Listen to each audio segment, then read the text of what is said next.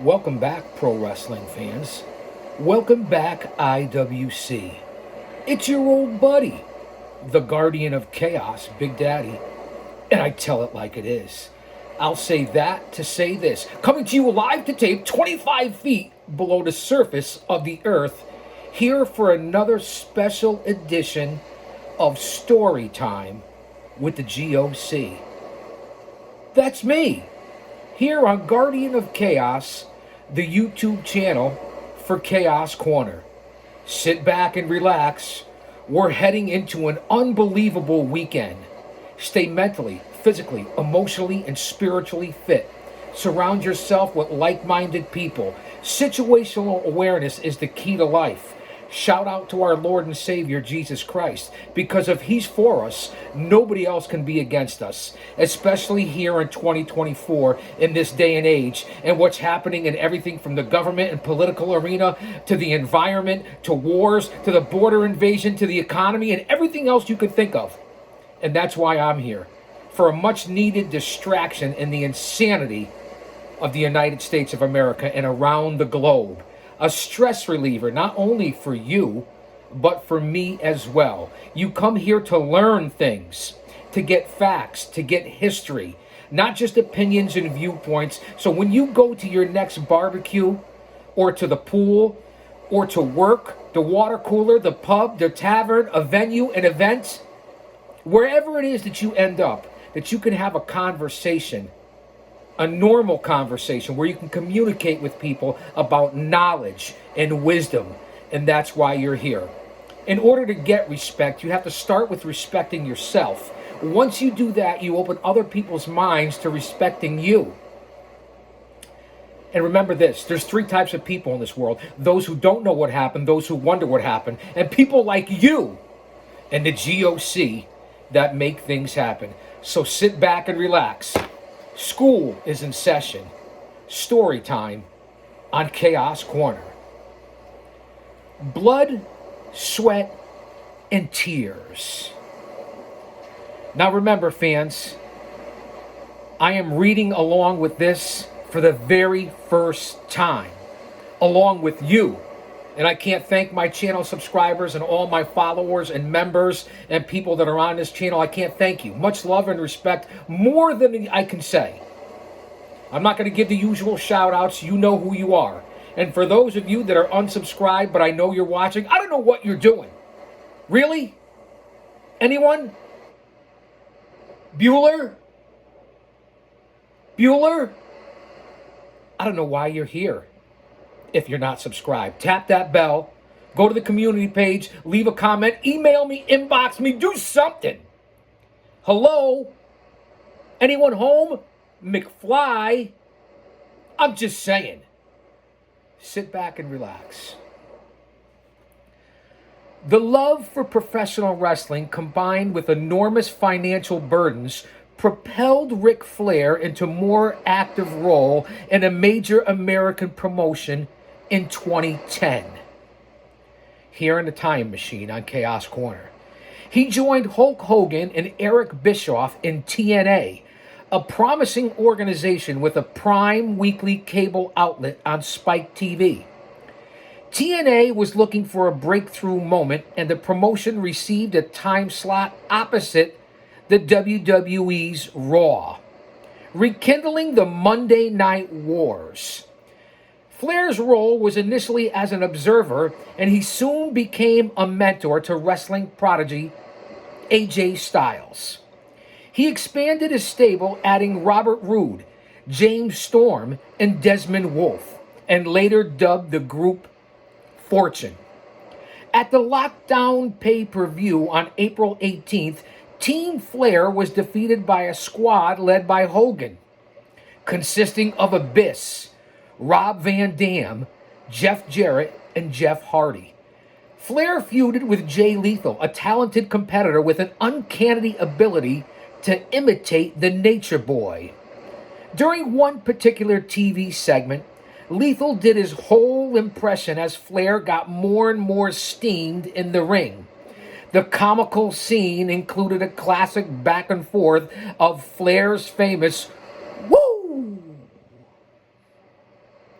Contracted to make 65 appearances a year, Flair was a fixture on the weekly telecast, and his enthusiasm was always apparent.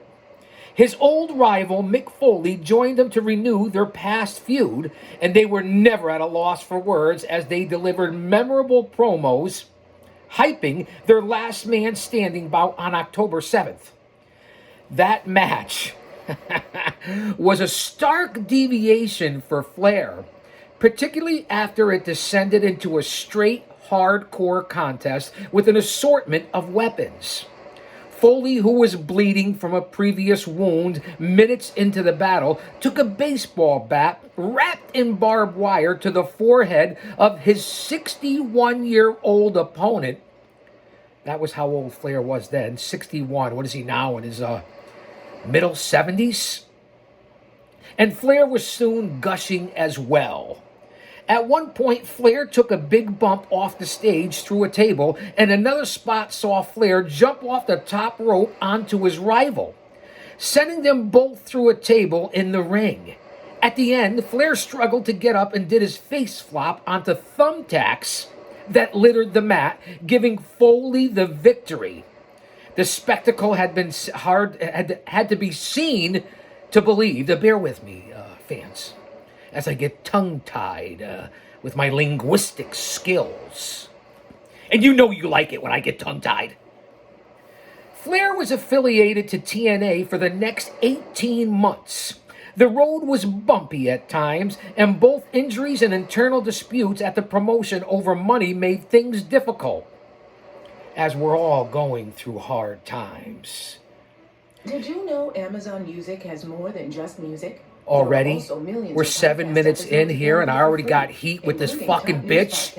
So you know I have this every time here. I have heat. I don't like her. I can't stand her, but it's the only sound system I have right now. You know this isn't shtick, right? This is part of the gimmick. I really don't like her. You know her name.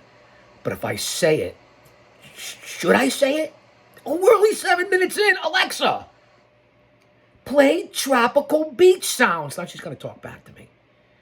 Here's a station based on wonderful tropical beach sounds by Deep Sleep. I really don't want to go to sleep. Holy cramoly.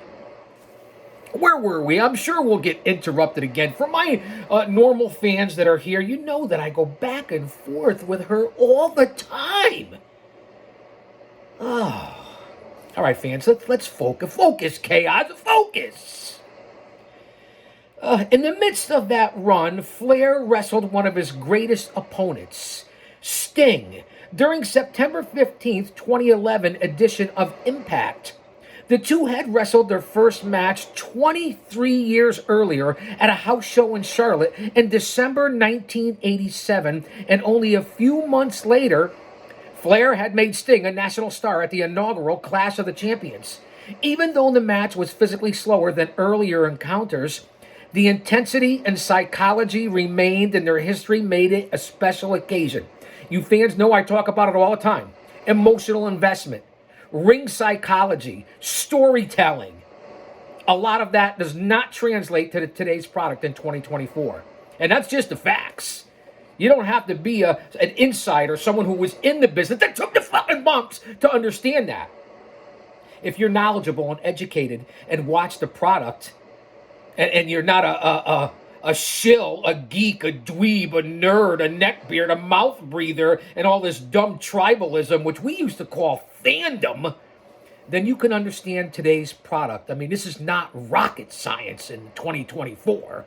No offense, man. What I say? Kayfabe, man. Where was I?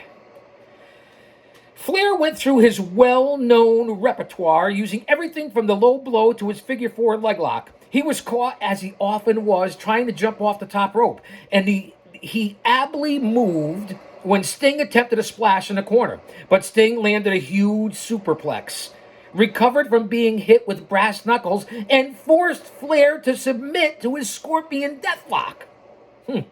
Flair suffered a defeat and a serious injury to his arm in the process. Now remember where we are here. They started their first match in 1987. Here we are in 2010 and 2011.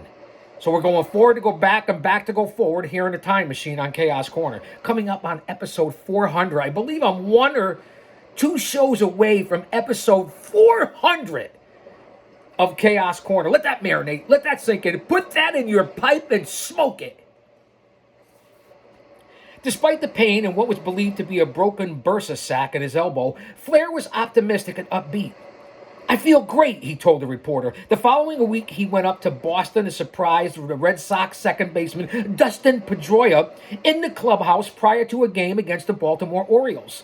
Pedroia was a big fan of Flair and was known for hanging an autographed Flair robe above his locker. Flair presented Pedroia with a TNA championship belt, and his visit drew a lot of attention from players and team personnel.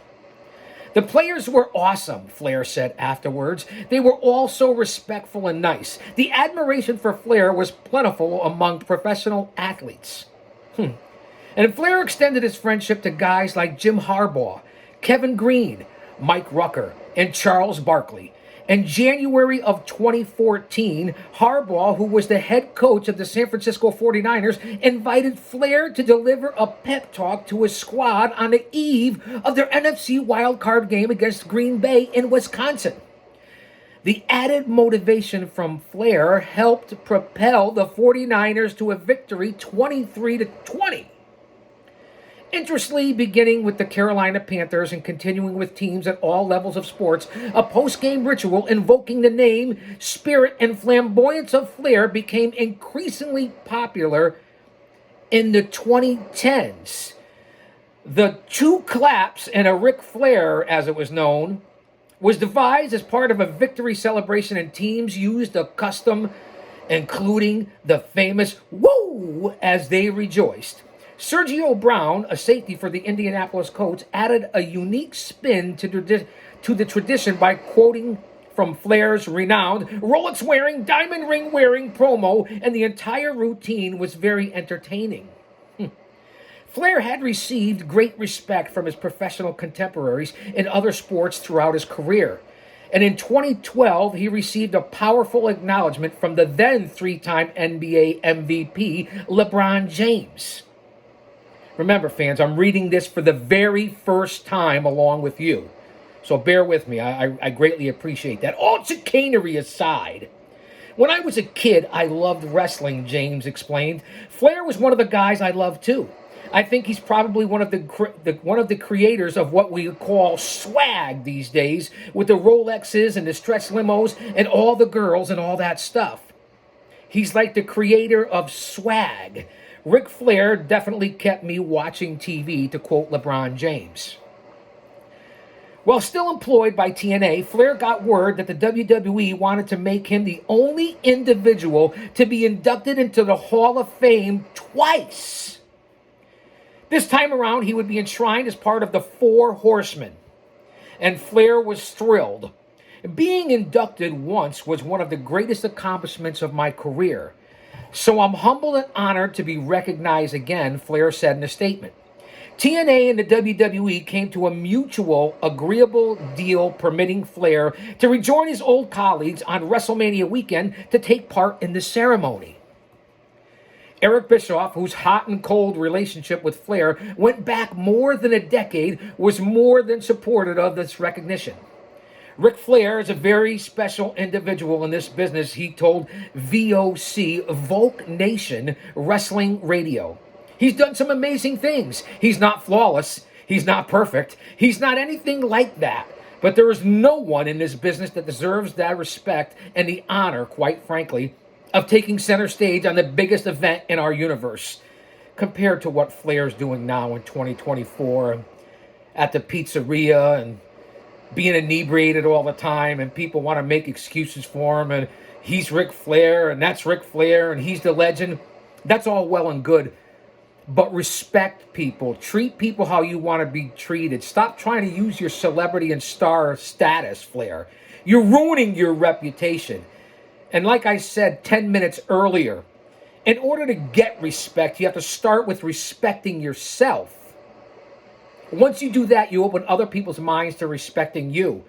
So for a man that had all the respect throughout his career, as you can hear me reading right now, He's kind of losing it right now, currently. And that's a sad state of affairs. And you know I give you the good, the bad, and the ugly here on Chaos Corner. That's why you're here. My over 50 years of being a historian, a researcher, a scout, an agent, a producer, a fan, a smart, a mark! That's right, I said a mark. And my over 3 decades in this fucking business as a pro wrestling manager who took the bumps! Came out 2 and 3 times a night on every event and venue with my squad. My stable.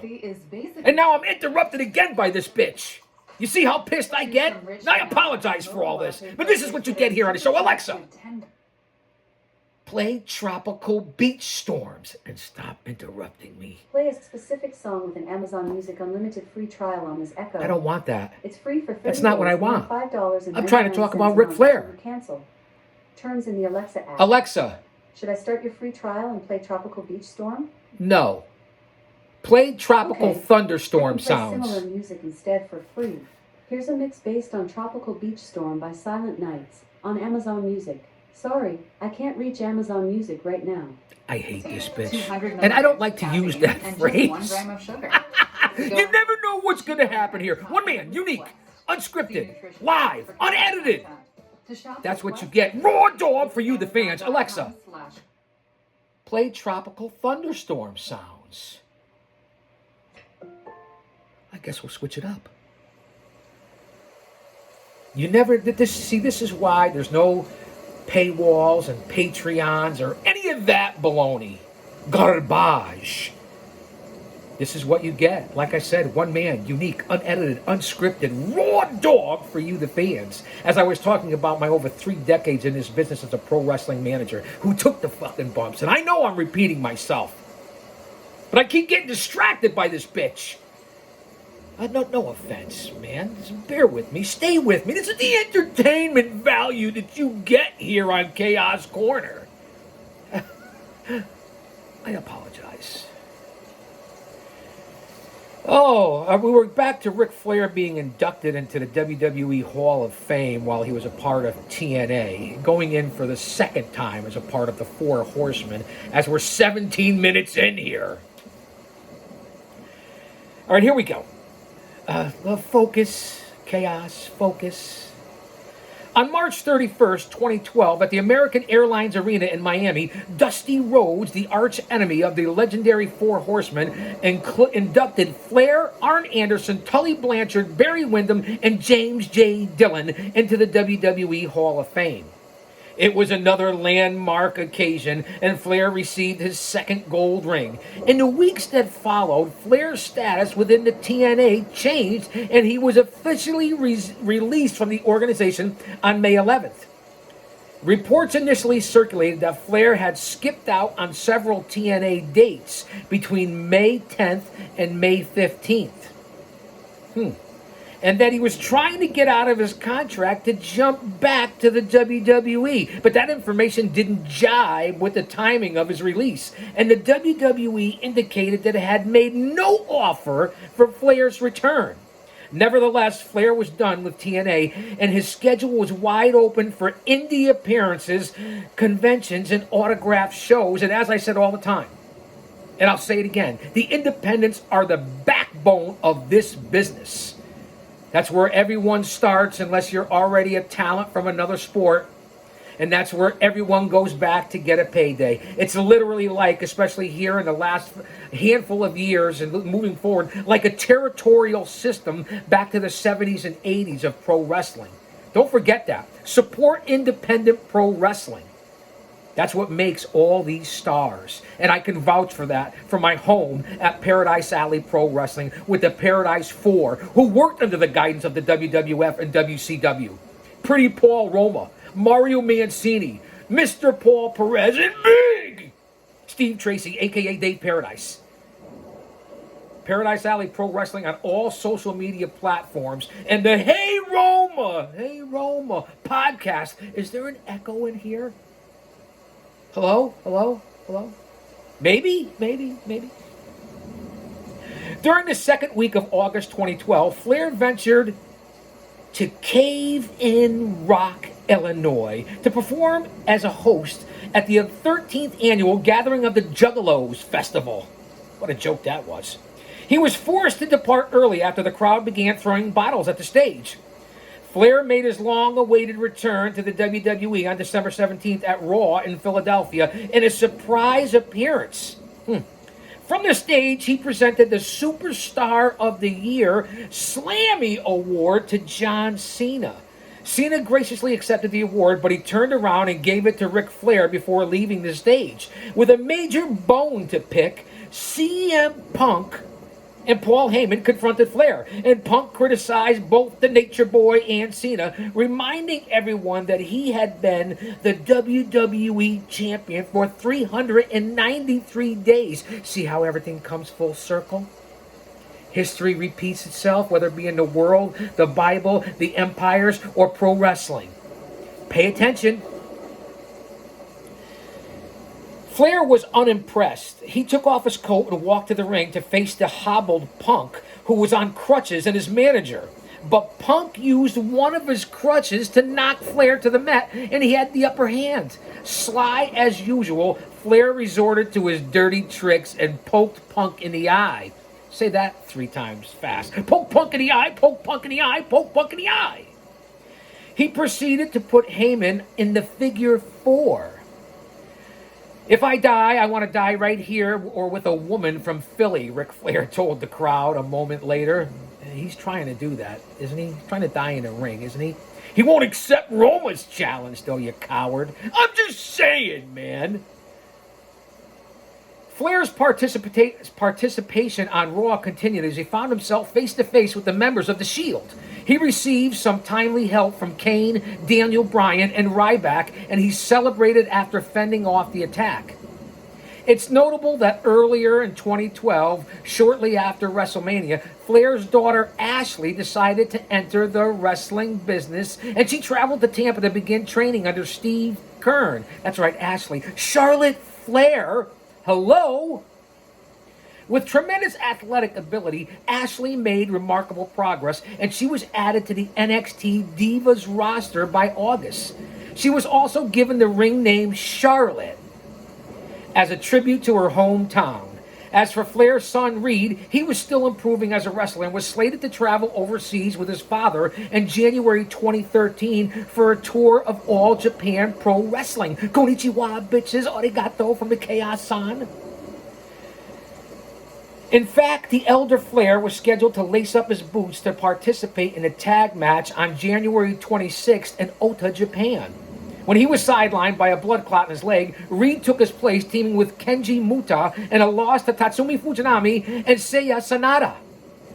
While his son Reed remained in Japan for a series of matches to gain further experience and confidence in the squared circle, Flair returned stateside and was very busy with a number of appearances. During the week of February 14th, he filmed an episode of Celebrity Wife Swap. How about that? For a future broadcast on the ABC network, his partner on the telecast was Wendy Barlow, known in the wrestling world as Flair's French maid, Fifi, from 20 years earlier, their employment with WCW. In recent months, Flair and Barlow had rekindled their friendship and formed a relationship. Barlow was the mother of 4 children, including Sophia Kidder, an actress who appeared in 6 episodes of The Walking Dead. Celebrity Wife Swap had participants spend the week with a different family, usually presenting a clash of lifestyle and culture.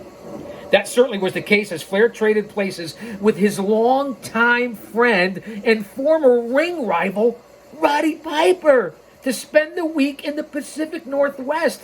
Now, fans, go out and DuckDuckGo it. Don't Google it. Don't go Google it. Use DuckDuckGo. It's a better search engine. It's more privacy. How about that? Any of you remember Celebrity Wife Swap with Flair and Piper? Unbelievable. History here on Chaos Corner. Flair was booked for an appearance on March 25th, 2013. An edition of Raw from Philadelphia, but he wasn't able to perform due to continued problems with the blood clot in his leg. He went home to Charlotte for treatment, and he was expected to make a few dates the following weekend in Maryland. Having concluded his 2-month tour in Japan, Reed Flair had also returned to Charlotte and soon joined his father at his hotel, the Residence Inn off Fairview Road in the South Park area of the city. The 25-year-old had never looked happier. According to a report in the Charlotte Observer, he had planned to travel with his father to Maryland in just a few days. Tragedy struck instead. On the morning of Friday, March 29th, Reed was found unresponsive in his hotel room. Emergency personnel tried to revive him, but their efforts were unsuccessful, and Reed Flair was declared dead. A medical examiner's autopsy later determined that Reed had died of accidental heroin toxicity. Rest in peace, Reed Flair. We are heartbroken to confirm that Rick's son, Reed Flair, has passed away, a statement from Flair's agent, Melinda Morris Zanoni, said. Reed was 25 and an incredible son, brother, friend, and professional wrestler. No words can describe the grief that Rick and his family are experiencing, and they do request privacy during this devastating time. The sadness following his death extended to the far reaches of the wrestling community, and people were gutted by the news. In recent years, Flair had discussed the death of his son on a variety of platforms, including in his second autobiography, Second Nature, The Legacy of Ric Flair and the Rise of Charlotte, which was released in 2017. And he candidly shared the harrowing pain of loss with his legion of supporters. And I could support that harrowing loss and how that feels to lose a child.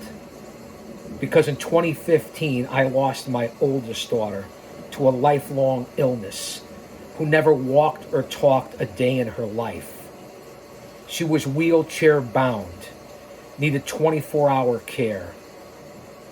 It gutted me, it crushed me, and it does to this day. But thanks to my Lord and Savior and my faith, I consider myself to be blessed.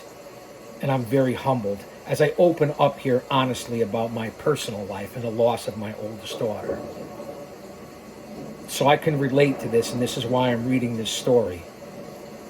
Letting you fans inside my heart, my mind, my soul, as we relive Ric Flair losing his son, Reed.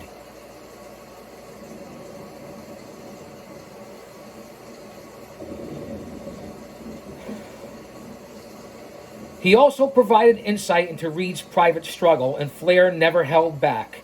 His candor to speak of the relationship he shared with the greater public and his honesty was something he had maintained his entire career.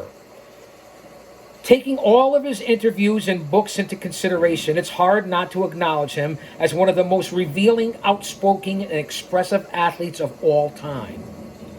The tears at the Hall of Fame, on Raw, in interviews, and at WrestleMania were all real. The blood spilled in the 1970s, 80s, 90s, and 2000s was all real. The hours of wrestling matches from the parking lots of auto dealerships to the Tokyo Dome saw Flair give everything he was worth in the ring, and his sweat stained many wrestling mats. Ric Flair had given just about every ounce of himself to the public, and it's difficult to find another athlete in the wrestling world even remotely comparable. Maybe Dusty Rhodes, a few others.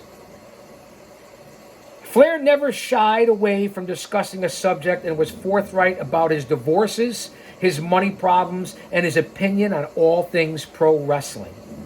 Where it became incredibly delicate was when Flair discussed his children and how he feels his own decision-making and just how his conduct has affected to them. And I wish he would go back and reread this himself to see what's happening to him personally here in 2024. And I'm just being as honest as I can. That's what you get here. I tell it like it is. It's not just a moniker, it's a way of life for me. The emotion was so very real. Following Reed's passing, Flair endured some hard times.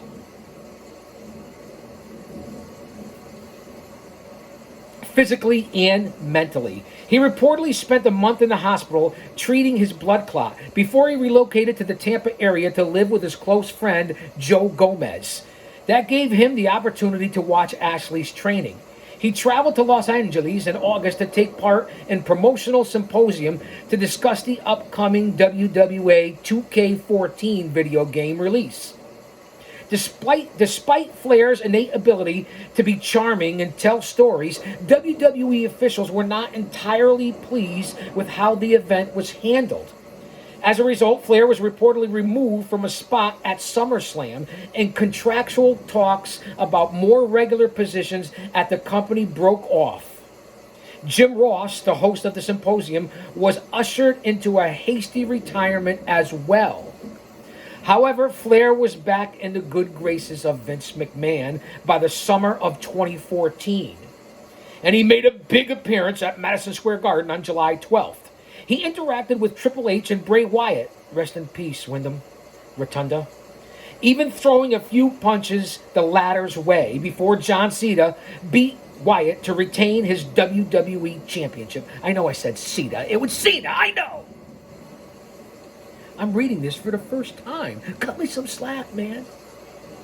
Cena, who had recently won his 15th world title and was on the brink of tying Flair's record 16, respectfully addressed Flair after his victory. To quote John Cena, "I don't give a damn how many times I had this," he told the Garden audience. "This would just be leather and gold if there was no nature boy Ric Flair." He then called Flair the greatest of all time. He's on my Mount Rushmore, Ric Flair. Ric Flair, Dusty Rhodes, Bruno Sammartino, and Hulk Hogan. Just for his mere impact on how he changed the business. That's my Mount Rushmore. In subsequent months, Flair was active on television and on the road, and he performed as a guest referee for matches featuring Roman Reigns in Australia during August. Several weeks later, he returned to the hospital for a series of surgeries, including an intestinal operation and an appendectomy. In true Flair fashion, he recovered more quickly than expected and was released from the hospital 2 days earlier. He was back performing his duties in WWE rings by December. Going into 2015, which seems like a lifetime ago, in 2015, as I said earlier, was perhaps the worst year of my life, losing my daughter and my mother within 3.5 months of each other. So I remember it vividly, fans. Wow.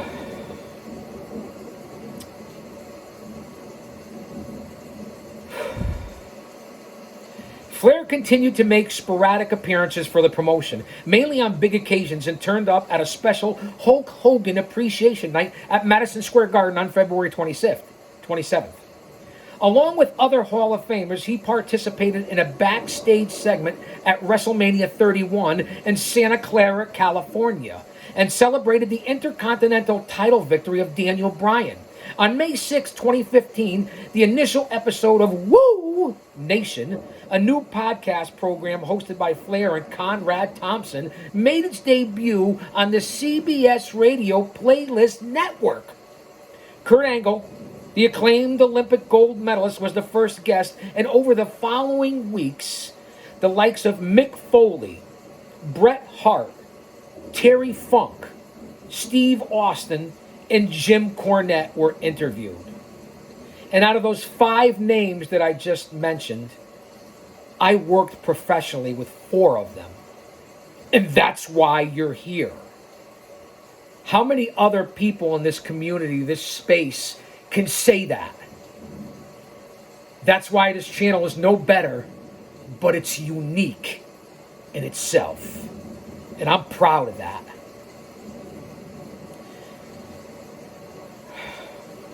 The conversations were absorbing, and the shrewd perspectives and opinions on historical events made it mandatory listening, much like here on Chaos Corner. No, I'm not comparing the two, but you get it. On June 11th, 2015, the American Dream, Dusty Rhodes, passed away in Orlando, Florida. Rest in peace, Dream. I'll never forget meeting you and being able to talk to you and you listening to me and let me pick your brain, not only at ECW and when I was trying to get booked by you for Turnbuckle Championship Wrestling. I'll never forget it, Dream, and I'll never forget you.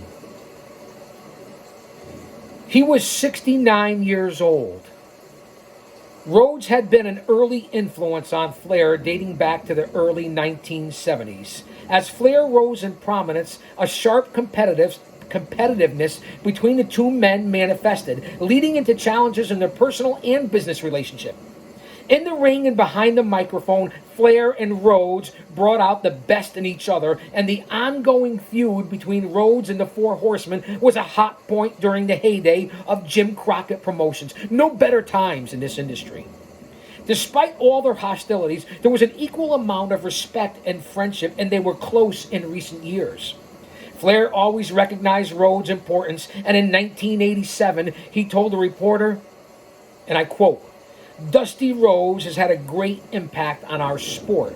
He was the first cable star, and it opened up a lot of doors." At the end of July, Flair suffered loss again when his friend of over 30 years, Roddy Piper, passed away in California. Rest in peace, Roddy. The Rowdy Scott was only 61, which I'm vastly approaching this year. The bond between Flair and Piper formed when they were both young men at the outset of their careers in the Mid-Atlantic region, and it continued in the WWF and WCW and well into retirement.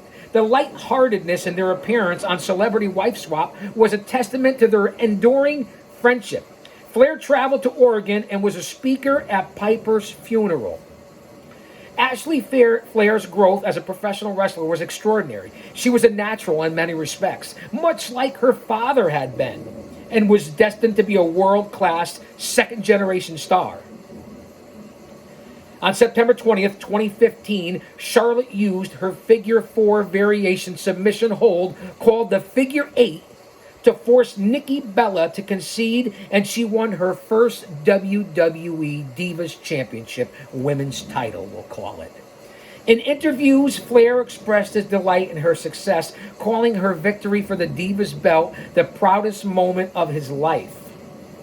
The night following her win on Raw, Charlotte and Flair shared a special moment in the ring, and the emotion was palpable. Charlotte's meteoric rise coincided with a women's wrestling revolution in the WWE, and along with Becky Lynch, Sasha Banks, Natalya, and other talented athletes, the entire culture shifted from gimmick matches to incredible main event caliber spectacles. The action was often more enjoyable than matches featuring their male counterparts. Now, I don't know if I agree with that. It's just my opinion, although it's come a long way, especially now in 2024.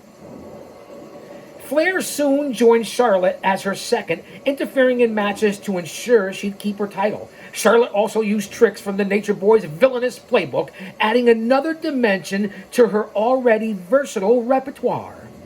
At WrestleMania on April 3rd in Arlington, Texas, Flair's assistants played a big role in Charlotte's victory over Lynch and Banks, allowing her to become the inaugural WWE Women's Champion. Now, do you think Mercedes Moné, right now in 2024, and AEW, the former Sasha Banks, will ever do or accomplish or could complete anything else like this ever in her life? You made a fucking mistake, Monet. I'm just saying. Follow the Monet? Really? You were already making enough and you were a legend in the other company. Where are you now? I'm just giving it to you real. This is history, and this is why you're here. You learn facts.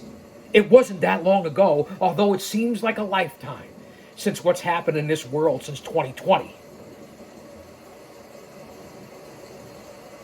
Flair was in her corner at Payback on May 1st in Chicago, and he found himself face-to-face with his old ring nemesis, Bret Hart, who was supporting his niece, Natalya. After a controversial finish, which saw referee Charles Robinson call for the bell just as Charlotte applied the sharpshooter, in a recreation of the 1997 Montreal Screwjob, Hart and Natalya placed that same hold on both Flair and Charlotte to gain a measure of vengeance. Later that month, in an angle on Raw, Charlotte publicly berated Flair and announced that she was going forward without him by her side. All things in pro wrestling eventually cycled back around. As I previously stated, hello, McFly, that's why you're here. And Charlotte and Flair were apparently about to make up in November 2016 when she swerved the viewing audience and slapped her father. It wasn't the reunion many people were hoping to see. Flair was honored by the WWE on March 30th, 2017 at the Access event prior to WrestleMania 33 in Orlando. The promotion unveiled a bronze statue of Flair in a special ceremony attended by Flair, Wendy Barlow, his children, and other wrestling dignitaries that included Ricky Steamboat and the Rock and Roll Express.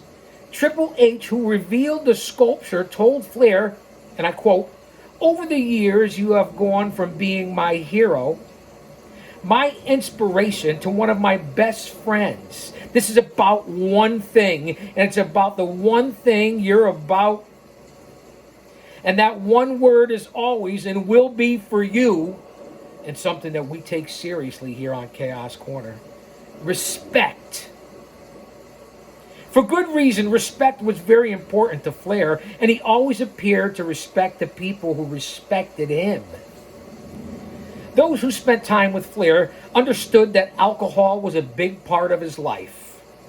Flair liked to work hard and party hard, and he subscribed to the belief that the otherworldly effort he gave to wrestling allowed him to let down his hair and enjoy life.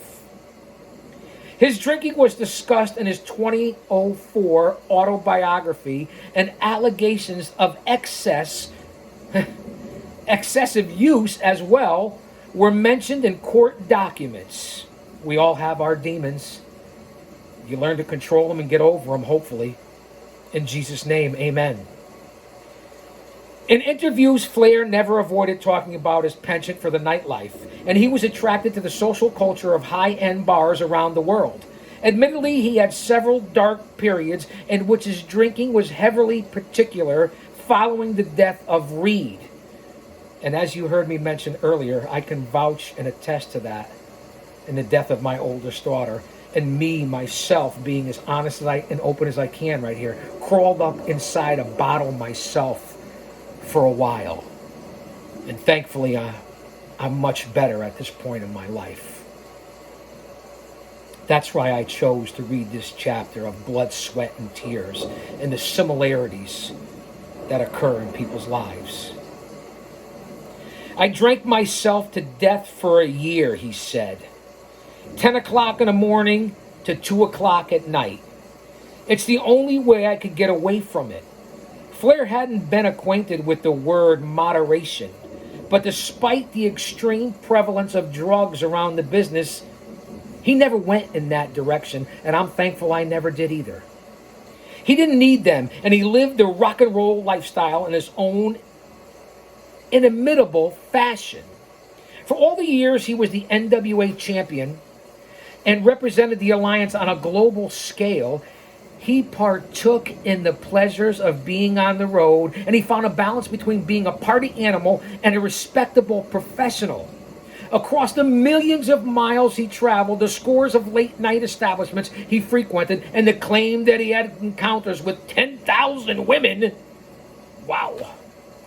Flair never drew negative publicity or embarrassed the business until recently, and I'm just telling it like it is. I'm not judging. Who am I to judge? Who the fuck am I?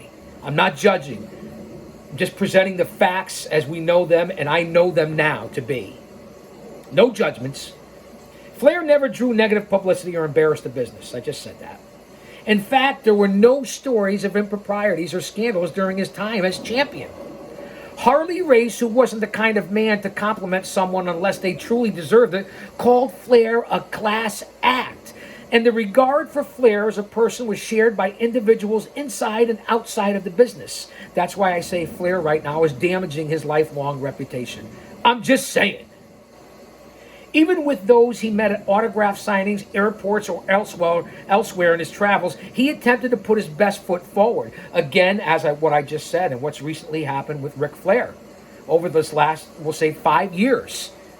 Event after event of behavior that, according to what I'm reading here, wasn't really prevalent at the time. Again, I'm not judging. I'm just giving it to you the real. Raw dog! Let me see if I'm going to do this into a part 1 or a part 2. I don't think so. I think we're going to go about an hour. We're 45 minutes in here, so I hope you stay for the whole entire show here on Story Time. Because this isn't a podcast. This is a show. Reality. That being said, he was a human being. As a top athlete in a high-profile position, he was aware that the eyes were constantly on him, and there was no way to please everyone. All celebrities have to deal with that reality. In professional wrestling, the backstage competitiveness over money and political power made conflict common. And Flair saw his relationships with some wrestlers transform after he became a booker in WCW in 1989. Blame for booking decision and changes were laid at his feet, regardless if he made the final call or not. When he made an effort to protect his reputation and stature in the business, there was backlash. And there was perception that he held younger wrestlers back by constantly being in the main event picture. But the truth was, promoters needed him on top because at times he was the only wrestler bringing in ratings or selling tickets at the box office. And that's what I say all the time. It's about putting asses in seats. A lot of fans don't understand that in the IWC. You just don't. It's putting asses in seats. It's not about going over, it's about getting over. As Flair got older, he had to take measures of safeguard to his spot. In response, people forged and fostered opinions about his backstage dealings, but how he handled political issues was no different than how Hulk Hogan or Dusty Rhodes did when it came to negotiating for better contracts or creative power. An argument could be made that Flair was much more willing to play ball under adverse conditions, even when a booking wasn't favorable to him. His WCW stint between 1999 and 2001 proved that. With respect to the 10,000 women he'd been with, Flair actually said 10,000 maybe. Flair was maybe the Wilt Chamberlain of pro wrestling. If you get the reference, Wilt the Stilt. The real number is obviously unknown, but his good looks, first-rate style, and fame made him a magnet for the opposite sex. He was hard to miss under any circumstance, and women who were wrestling fans had an idea of what to expect with the Nature Boy. Woo! What? It was no secret that Flair sought company on the road. As the NWA champion, he mostly traveled alone, and the schedule was often relentless. He told a reporter in 1982 that a regular traveling partner was enormously costly, upward of $8,000 a month for airfare. But he did have companionship from time to time. For instance, around 1982-83, a former beauty contestant from the Pittsburgh area named Janice McLonis traveled with Flair to New Zealand. Interestingly enough, an article appeared in the Pittsburgh Press on April 16, 1983, announcing the engagement of McLonis and Flair, saying a July 23rd wedding was planned. However, Flair married Beth on August 27, 1983, 7 years earlier. Reporter Robert Hodarin spoke with Flair about the abundance of women around pro wrestlers in the Mid-Atlantic area. Over the years, sports writers with behind-the-scenes access undoubtedly saw more than they revealed, as that side of the wrestling culture remained off-limits for public consumption. But it wasn't uncommon for wrestlers to have relationships with fans. Rats? What'd I say, Rats? What'd I say? No disrespect, man. Newspaper journalists and writers across many different platforms tended to appreciate Ric Flair, especially those who got to know him. In Charlotte, he was accepted as a cool mainstream celebrity, and he was casually mentioned in columns and articles. He'd quickly disarm reporters with politeness, and his low-key, engaging personality won people over. He was open with interviews, usually mixing reality with kayfabe to maintain wrestling secrets. Man, do I miss kayfabe. It's a lot of fun. It's what made the business work. But he always made an effort to be frank about the success and the hardships of the industry going back to very early in his career.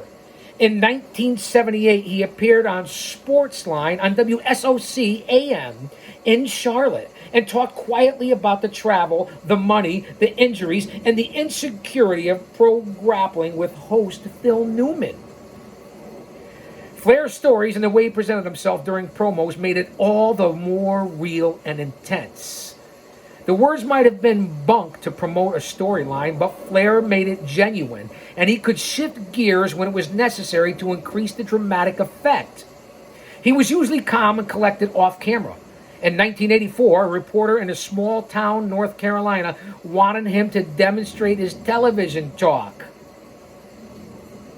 Flair hesitated for a moment and then asserted, "Every town and every person deserves a chance to stand face to face with sheer magnificence one time in their lives. It's my pleasure to provide that type of experience for the people of Marion tonight." Marion, North Carolina. He gave a wink to the journalist, and at the end, naturally, writers enjoyed putting their own spin on things for effect, we'll call it. Bob Wells of the Greensboro Daily News and Flair's sequined cape appeared to be a Liberace hand-me-down. Miami sports writer Tom Arcadian stated that Flair looked like a cross between Liberace and Lonnie Anderson and Broadway Joe Namath. How about that?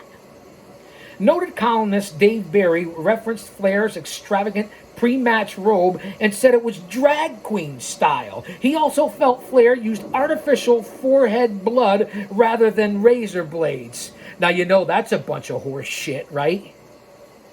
Just goes to show you how the mainstream media and people out there that think they're in the know aren't. And that's why Dr. D. David Schultz said, "Don't call me fake. Get in the fucking ring and take a bump. Go do a match. Blade.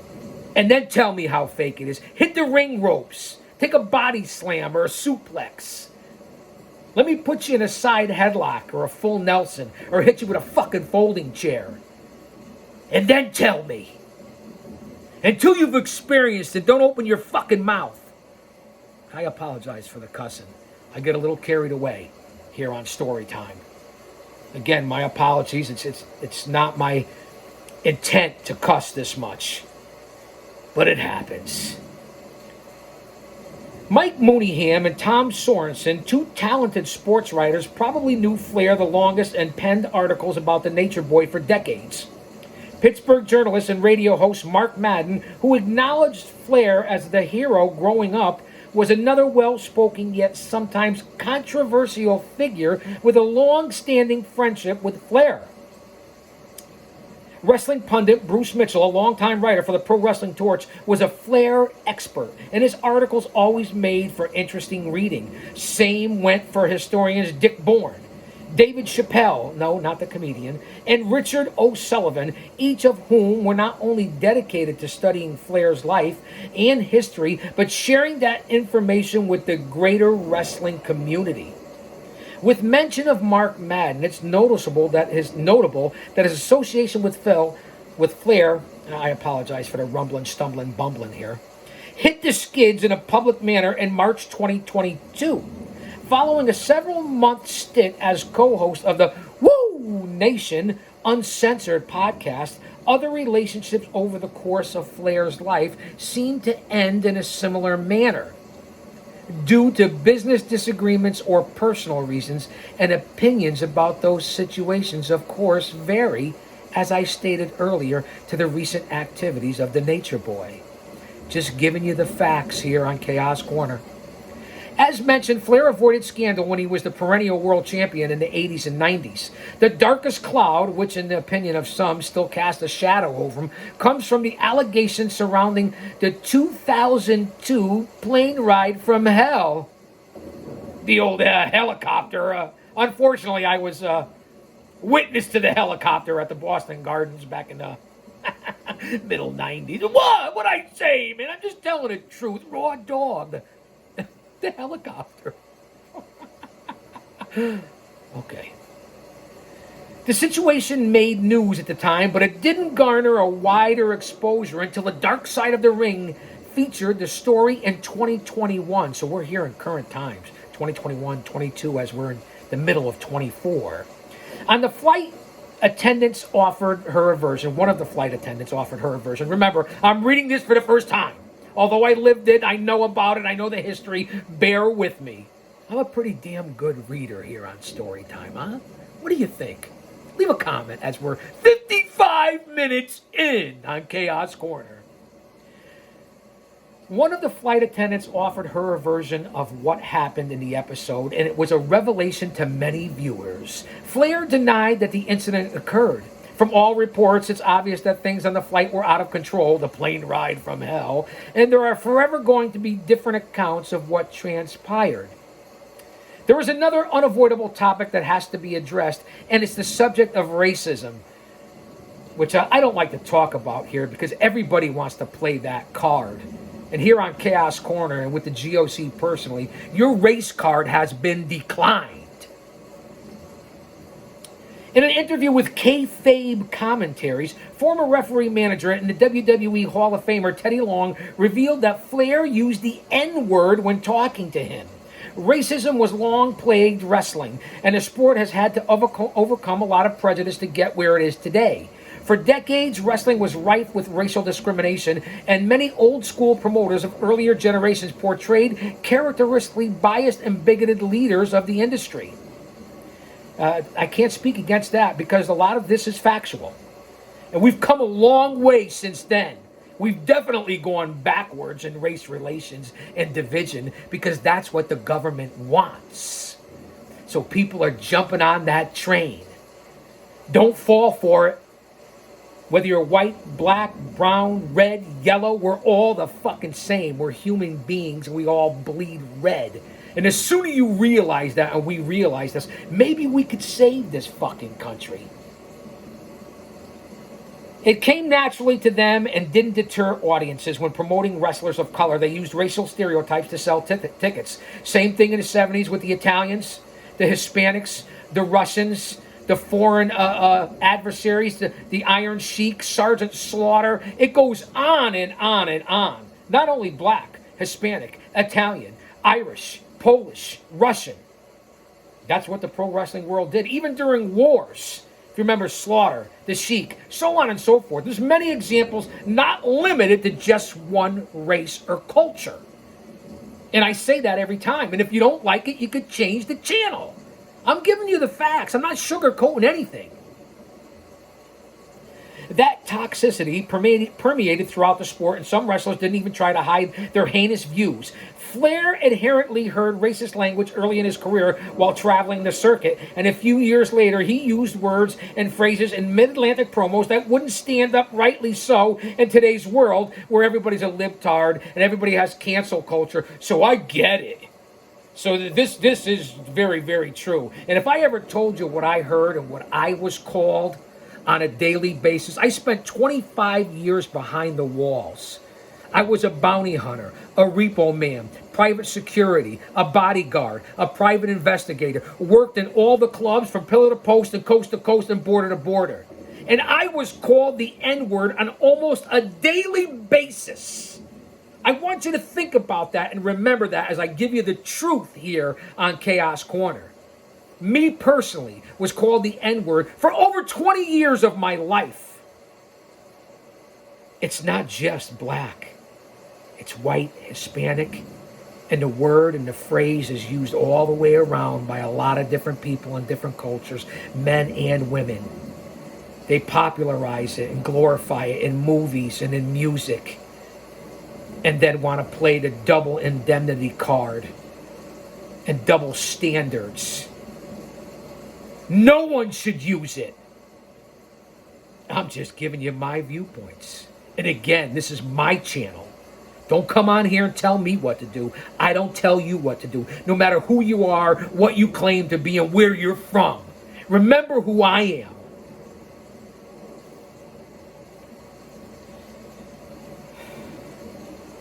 Of course it wouldn't stand today, especially when they're trying to divide us.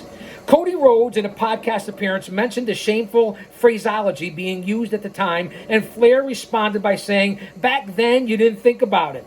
Nobody was uncomfortable with it." Flair's point proved that racism was deeply embedded in wrestling culture. All in all, but he's right. He's not lying when he says what he says. He's not lying. Not saying it's not racist. I'm not. A lot of people accepted it, of all races. I'm just giving you the facts and the history. That's what you learn here. I'm not agreeing with it. I'm giving it to you straight. All in all, Ric Flair, the wrestling character, was best known for being a heel. He was celebrated for his innuendo, his racy dialogue, and PG-13 promos. More like rated R, rated X. Never did he claim to be wrestling's #1 role model, or frame his persona as a setting example for youth. Doesn't make it right, Flair.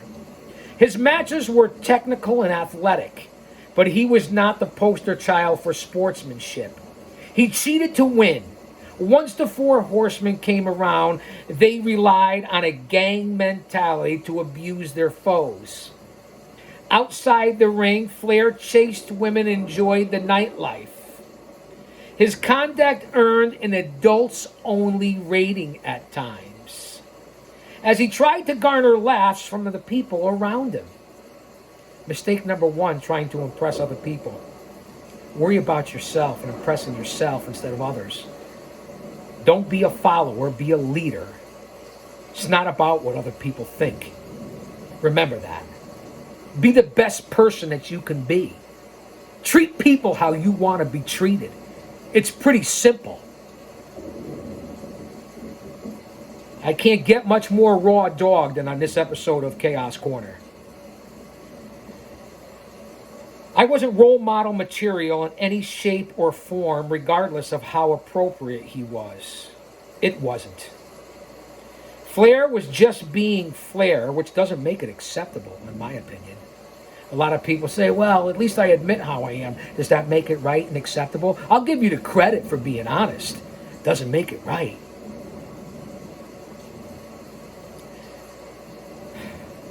His conduct wasn't always appreciated, and some of his contemporaries were not impressed by his antics. But Flair's meant different things to different people, and endless opinions of him have been expressed in interviews and print. He is probably the most critiqued and judged individual associated with wrestling today. And remember, before you judge someone, you better look in the mirror.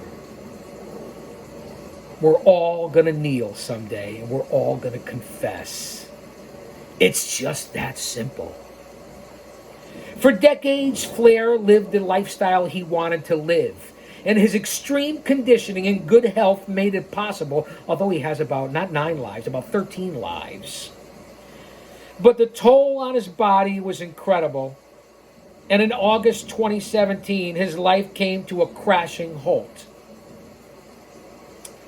A complicated medical emergency put him in intensive care with a 20% chance to live. The Nature Boy needed a miracle to survive. And he got it. And I'm not going to get ahead of the story. I'm going to add a little bit to this because we know, I believe, 2022, Ric Flair's last match with Jay Lethal, a tag team bout, where allegedly he passed out or had a heart attack in the ring. So he did more than survive. He got that miracle. And in 2024, he's still alive today. Obviously.